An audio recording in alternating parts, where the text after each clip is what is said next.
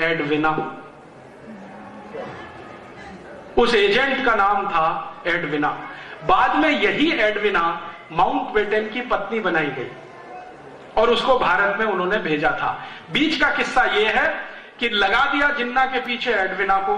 Edwina भी उसी college की विद्यार्थी थी, लॉ में पढ़ती थी जिसमें जिन्ना पढ़ता था। और कुछ संयोग ऐसा हुआ या दुर्योग ऐसा हुआ कि जहां उन्होंने लगा दिया जिन्ना के पीछे एडविना को और जिन्ना को पता नहीं, वहीं उसी समय नेहरू जी भी पढ़ाई किया करते थे हैरिस कॉलेज में, पंडित जवाहरलाल नेहरू। और पंडित जवाहरलाल नेहरू जो हैरिस कॉलेज में पढ़ा करते थे, जिन्ना के साथ कभी कभी चाय कॉफी पिया करते थे। धीरे धीरे इस एडविना ने नेहरू और जिन्ना दोनों को शराब पीना सिखाया और दोनों को धीरे धीरे आगे बढ़ाया। अंग्रेजों की पॉलिसी थी कि दोनों को पैम्परिंग करते रहना है, दोनों को थपथपाते रहना है। थोड़े दिन के बाद जब इनकी पढ़ाई पूरी हुई, ये वापस आए, तो एडविना इनके साथ लग चुकी थी। शादी तो उसकी बाद में हुई है, पहले वो लग चुकी थी। एडविना को ब्रिटिश पार्लियामेंट ने एक स्पेशल ऑफिसर बना के एक बहुत बड़ी पोस्ट देकर, सीक्रेट एजेंसी के जैसे एक पोस्ट बनाकर हिंदुस्तान में लगा दिया और उसको कहा गया कि एक ही काम करना है, जिन्ना को प्रमोट करते हुए, पैम्परिंग करते हुए मुसलमानों का नेता घोषित करवाना है। जिन्ना भारत आ गया पढ़ाई पूरी करके। फिर उसके बाद अंग्रेजी अखबार जो यहां छपा करते थे हिंदुस्तान में, उन अंग्रेजी अखबारों में जिन्ना के बड़े बड़े बयान, एक छोटी सी बात कहे तो उसको बड़ा करके छापना, फोटो के साथ छापना, ये सब कहानी उन्होंने शुरू की। जिन्ना को लगा कि वो बहुत बड़ा लीडर है। वो दिल्ली में एक छोटा सा स्टेटमेंट करता था। अंग्रेजों का अखबार जिसको आप टाइम्स ऑफ इंडिया कहते हैं, ये अंग्रेजों का अखबार हुआ करता था, इसमें फ्रंट पेज पे छपता था। जिन्ना को लगता था अरे बहुत बड़ा लीडर हो गया वो। वास्तव में उसकी बात कोई सुनता और समझता नहीं था। भारत में मुसलमानों के दो वर्ग हैं, एक वर्ग शिया है, दूसरा सुन्नी है। दोनों ही जिन्ना को नेता नहीं मानते थे। शियाओं को पूछो कि जिन्ना नेता बन गया तो शिया और सुन्नी कहते थे जी तो कन्वर्टेड है, हमारा लीडर नहीं है। फिर उनसे दूसरी बात पूछो तो वो कहते थे ये तो सुअर का मांस खाता है, हमारे यहां तो वर्जित है। फिर उसको पूछो तीसरी बात तो ये तो शराब पीता है, हम मुसलमान तो शराब नहीं पीते। और सबसे बड़ा ऑब्जेक्शन था, जिन्ना का परिवार ब्याज पर पैसे दिया करता था, ये उनका मुख्य बिजनेस था। आप जानते हैं कि मुसलमान ब्याज पर पैसा लेना देना पसंद नहीं करते, तो वो कहते थे ये मुसलमान कहां से है। तो हिंदुस्तान का शिया और सुन्नी समाज जिन्ना को लीडर कभी मानता नहीं था, लेकिन अंग्रेज जबरदस्ती उसको मुसलमानों का नेता है ऐसा करके पैम्परिंग किया करते थे। धीरे धीरे उसकी बार्गेनिंग पावर उन्होंने बढ़ाना शुरू किया और कांग्रेस में उसको पहले भर्ती करा दिया। कांग्रेस के अंदर आके उसने ये कहना शुरू किया कि एक ना एक दिन भारत आजाद होगा तो अलग अलग हमको संप्रदायों के आधार पर मत विभाजन करवाना है। तो कांग्रेस के कई नेता कहा करते थे कि नहीं ये कोई काम नहीं है, ये कोई इशू नहीं है। धीरे धीरे जिन्ना ने देख लिया कि कांग्रेस उसकी इस बात से सहमत नहीं है, अंग्रेज उसको बराबर इसी के लिए पैम्परिंग करते रहे। एक दिन जिन्ना ने कहा कि कांग्रेस में मेरा दम घुटता है, मुझे ये पार्टी छोड़नी है, वो अलग आ गया। उसी समय अंग्रेजों ने क्या किया कि पुरानी बनाई हुई एक छोटी सी संस्था थी जिसका नाम था मुस्लिम लीग, जिसका अंग्रेजों ने कभी रजिस्ट्रेशन किया था सोसाइटीज ऑफ रजिस्ट्रेशन एक्ट के आधार पर 1905-6 में। उस संस्था का जिन्ना को प्रेसिडेंट बना दिया। उस संस्था में मेंबर कितने थे? 5। उसमें से एक जिन्ना, 4 में एक टाइपिस्ट जो संस्था का काम टाइप करता रहता था, एक झाड़ू लगाने वाला, ऐसे करके 5 मेंबर थे। छठा कोई मेंबर नहीं था। लेकिन यह संस्था का नाम ऐसा फैलाया, टाइम्स ऑफ इंडिया में पहले ही दिन जब मुस्लिम लीग का प्रेसिडेंट बना तो जिन्ना का इंटरव्यू आया। उसमें पूछा गया कि भाई आपका उद्देश्य क्या है? तो आजादी लेना। तो उसके बाद का उद्देश्य क्या है? तो भारत में मुसलमानों की सत्ता स्थापित कराना।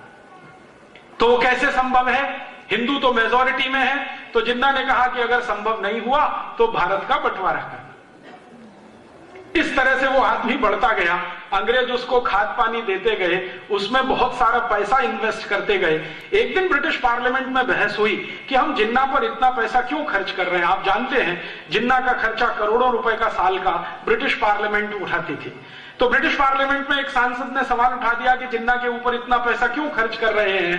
तो अंग्रेजों का एमपी नहीं प्राइम मिनिस्टर कहता है, क्लेमेंट आर एटली एक दिन पार्लियामेंट में, और चर्चिल भी बाद में कहता है कि ये हमारा ट्रम्प कार्ड है, इसमें पैसा हम लगा रहे हैं ताकि जब चाहें तब इसको एनकैश कर सके।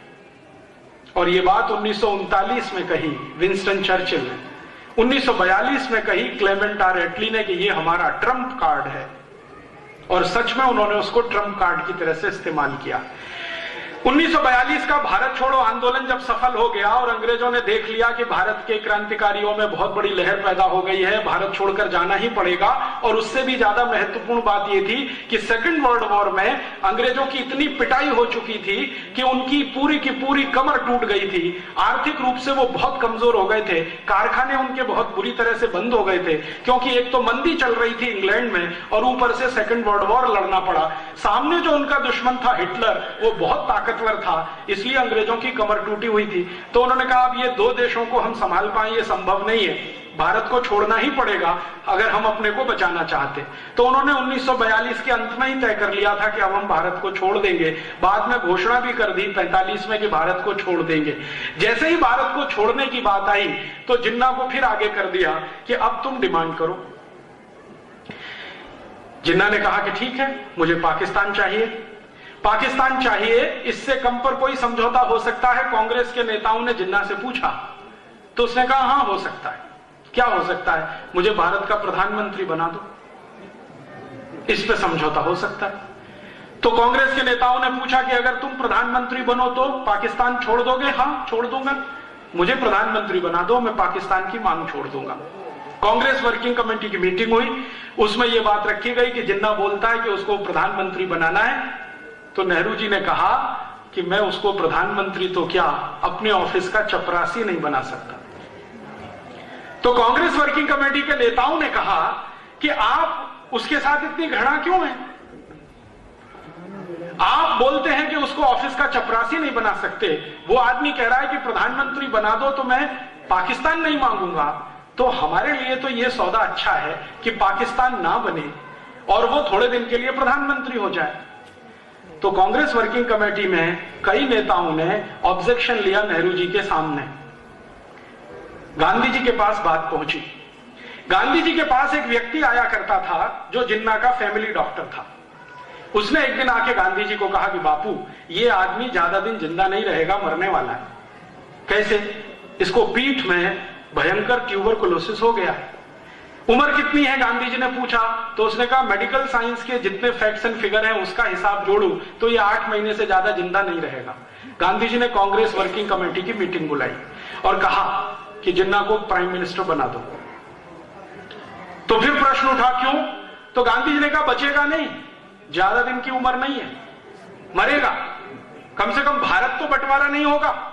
और गांधी जी को इसमें इंटरेस्ट क्या था? आप जानते हैं गांधी जी ने एक स्टेटमेंट कर दिया था पब्लिकली कि पाकिस्तान बनेगा तो मेरी लाश पर बनेगा।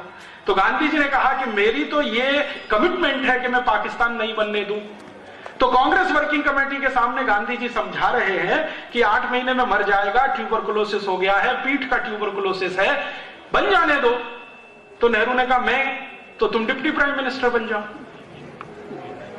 तो फिर बाकी नेता खड़े हो गए, मैं। तो गांधी जी ने कहा कोई फाइनेंस मिनिस्टर हो जाओ, कोई कुछ हो जाओ, कोई कुछ हो जाओ, प्राइम मिनिस्टर इसको हो जाने दो। तब नेहरू ने फिर कहा गांधी जी से, और वो आप सुनिए, और वो रिकॉर्ड की बात है, कोई साधारण बात नहीं है, फिर आपको समझ में आएगा कि भारत के बंटवारे का जिम्मेदार कौन है। नेहरू जी ने कहा कि बापू, अगर जिन्ना प्रधानमंत्री बनेगा तो मैं कांग्रेस को तोड़ दूंगा, और मैं कांग्रेस को तोड़कर अपना अलग गुट बनाऊंगा और अंग्रेजों के सामने सत्ता के दावे का क्लेम करूंगा। जैसे आज हमारे देश में होता है ना, चुनाव खत्म होता है, गवर्नर के पास हम जाते हैं ना क्लेम करने के लिए कि मैं कल से सरकार बनाऊंगा।